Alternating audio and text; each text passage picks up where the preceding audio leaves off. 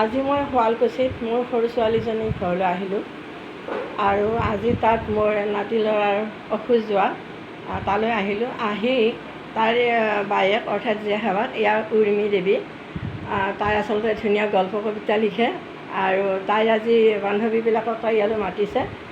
Office যোৱাত আহিছে সকলোৱে। এয়া মঞ্জু কাকতি হয়, মঞ্জু কাকতি। তেখেত এজনী ইউটিউবাৰ হয়। বহুত ভাল লাগিল। আৰু ইয়াৰ বান্ধৱী, কি নাম আছিল পাহৰি গ'লোঁ, ৰুনুমি, দুয়োজনী আহিছে, বহুত ভাল লাগিল। ৰুনুমি স্কুলত কাম কৰে, শিক্ষয়িত্ৰী হয়।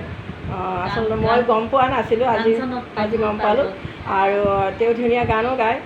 তেওঁ বুলিয়ে ক'লোঁ, মোতকৈ সৰু যিহেতু তেওঁ বুলিয়ে ক'লোঁ। গতিকে ধুনীয়া গানো গায়, খুব ভাল লাগে। আৰু ইউটিউব চেনেল আছে নেকি? ইউটিউব চেনেল নাই, কিন্তু কৰাৰ ইচ্ছা আছে। গতিকে ইউটিউব চেনেল এটা বনাব। আৰু মঞ্জু কাকতিৰ ইউটিউব চেনেল এটা আছে, আপোনালোকে ছাবস্ক্ৰাইব কৰি ল'ব। আৰু আপোনালোকে চাৰ্চ কৰিলে নামটো পাব, মঞ্জু কাকতি বুলি। আৰু তেখেতক আগুৱাই যোৱাত সহায় কৰিব। এয়া উৰ্মি, মোৰ ছোৱালীৰ দৰে, বহুত মৰমৰ, বহুত ভাল পাওঁ মই, আৰু মোকো বহুত ভাল পায়।